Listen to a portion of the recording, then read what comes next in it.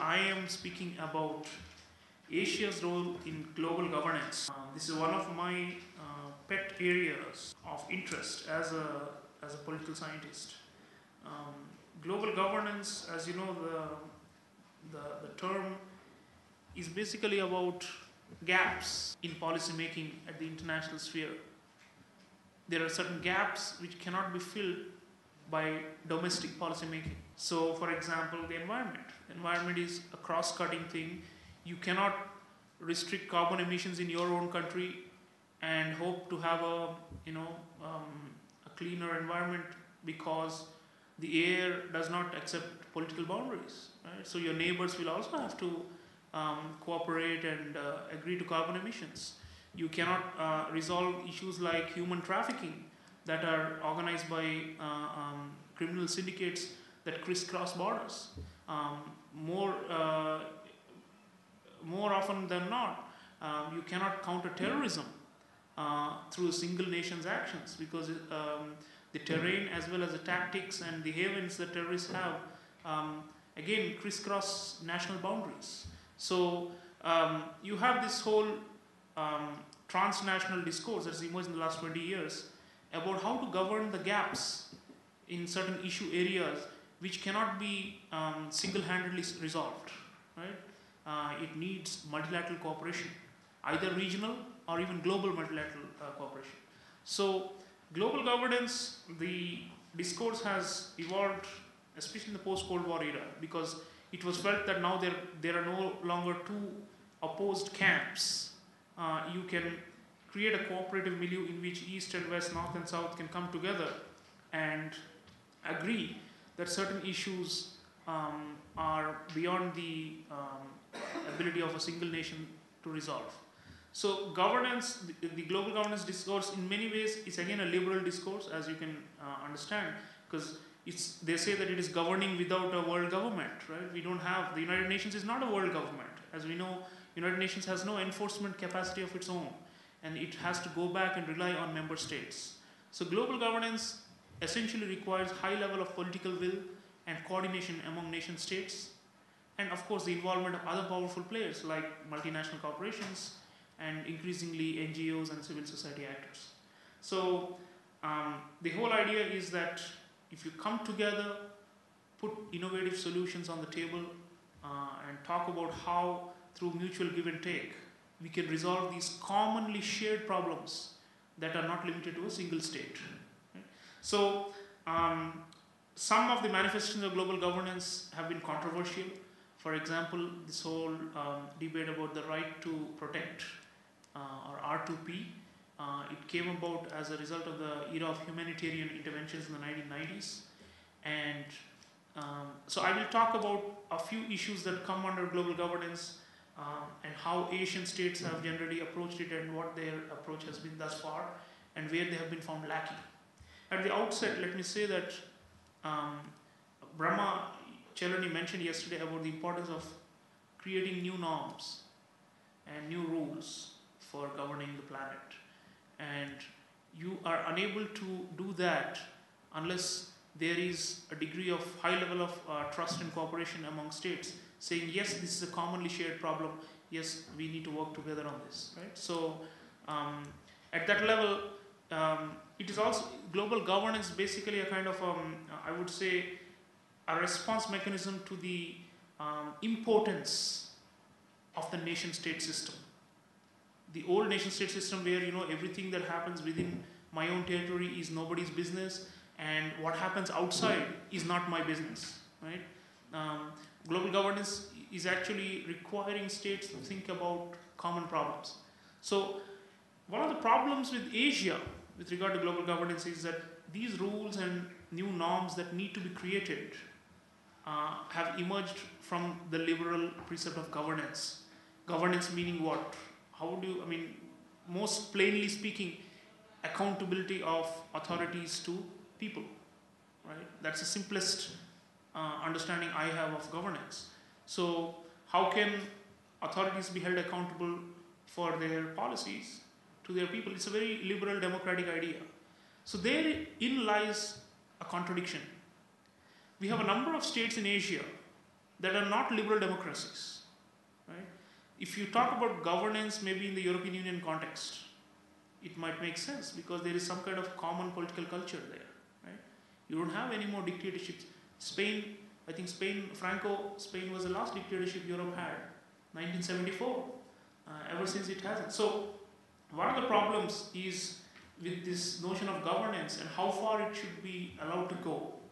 So philosophically, number of Asian states have problems with accepting the idea that the world's leaders are accountable to the world's people.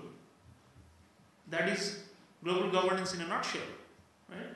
People are being affected by cross-border and trans-border issues, and therefore the world's leaders must come together to save the world's peoples.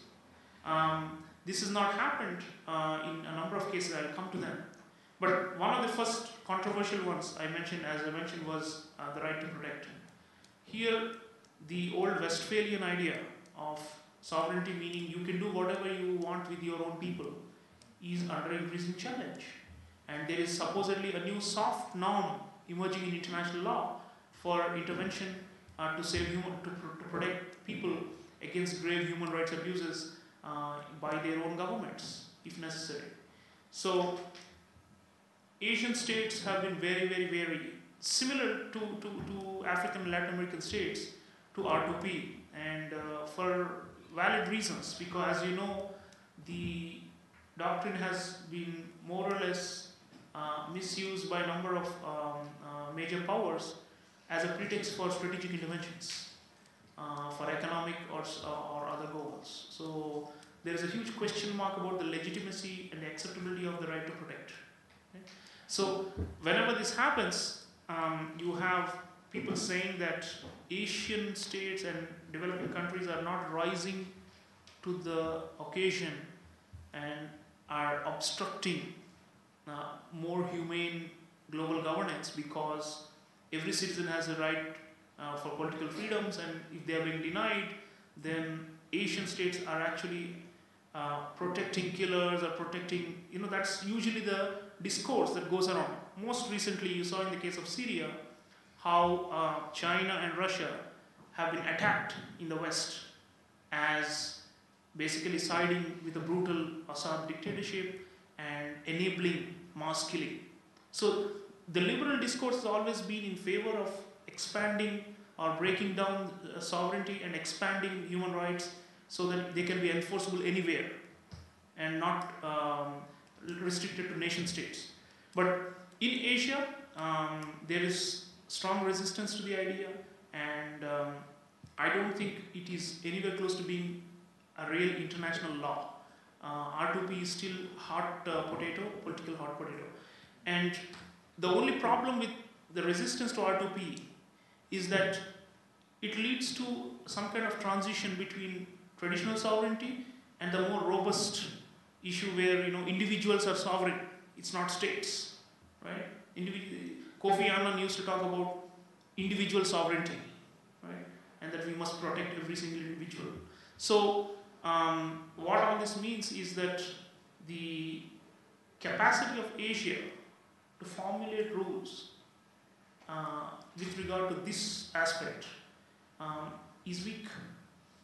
We have been receiving these rules since World War II, especially even after the end of the Cold War. New doctrines and new forms of breaking down sovereignty are being propagated. But it's usually the case that the ones who make the rules and the ones who try to enforce them are still in the global north. So it leads to a situation where countries in Asia, even though there is this economic growth, imagine a situation, I think Brahma said yesterday, nearly 30% of world GDP is now contributed by Asia. That's an enormous concentration of economic power. But economic power often is not enough, because for a region or even a nation state to be considered a great power, you need to be able to have a say on rules and institutions, how they are formulated, what is their shape, and which direction are they going, what is acceptable, what is not acceptable, right? And United States has been a successful hegemon since World War II because it formulated a lot of the rules, a lot of these institutions. And John Ruggie, the political scientist, calls it embedded liberalism. That's a gift of the United States in the entire international system. So Asian states, and in the same way African and Latin American states, have not been able to formulate a counter rule, for example, to R2P, or to even moderate the discourse on R2P. So this is a major issue. We raise these questions in the UN Security Council sometimes, where Asian and African and Latin American states stand up and often say, we don't accept this call for intervention, and we will vote against it. But that's not enough, because the idea is out. R2P is out. R2P may not be entirely a Western idea, because there were people from around the world, jurists and so on, who participated in its formulation. But the ones who are invoking it most of the time in different parts of the world are Western. And so how do you respond to it? How do you respond to it in a way that you are not seen as obstructionist, one, or anti-human rights? And two, you are also saying that I don't accept R2P the way it's being inconsistently applied or hypocritically being applied for power political reasons, but I have a better idea. R2P is not the right way to go forward.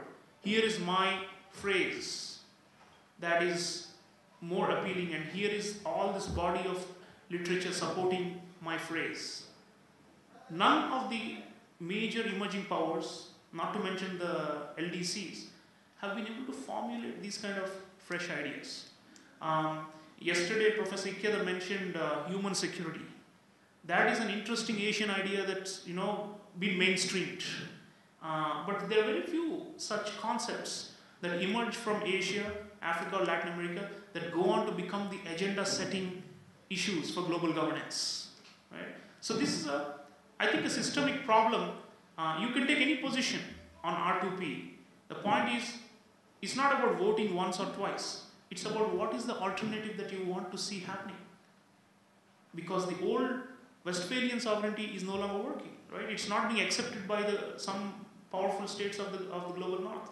So it requires, on the part of Asian, African, Latin American countries, a calibration of their policies vis-a-vis this whole issue of global governance, where they say, let us brainstorm, let us come together. Let us take the example of the BRICS, BRICS. On Syria, BRICS are divided. Brazil and India voted in favor of the Security Council resolution, demanding that Assad should step down. Right? China and Russia voted against it. They vetoed it, as you know. Right? So where is the BRICS so-called unity on global issues and pushing for a multipolar world? It's not there. Right? They're often divided. Even on Libya last year, there was unition, but then no clarity on what they wanted really. So this is the big question. And multiply BRICS by 30, 40 times. You have 135 members of the G77 group now. Right? The G77 is just a namesake. There are actually 130 odd members from the former global south, from the former developing world, or whatever name you would like to take. So how can you create a coordinated position on R2P for such a large group? Some of whom may actually not be scared of R2P because they believe that they already have the liberal norms and systems in place and will not be the subject or target of the next intervention. And then there will be others who will be very wary that if I vote in favor of it today, tomorrow the boot will be on me for how I am governing my own people. Right? So this is a big challenge for global governance, for Asian states, especially the so-called world leaders who are emerging from the Asian group. Right? How can you be a world leader if you're not having a say in rule making? And if you're just receiving the rules all the time? It's a big problem. And if a number of, both China and India especially, are of the belief that they should keep their head, buried in the sand and just keep growing economically, and that is enough to earn them the um,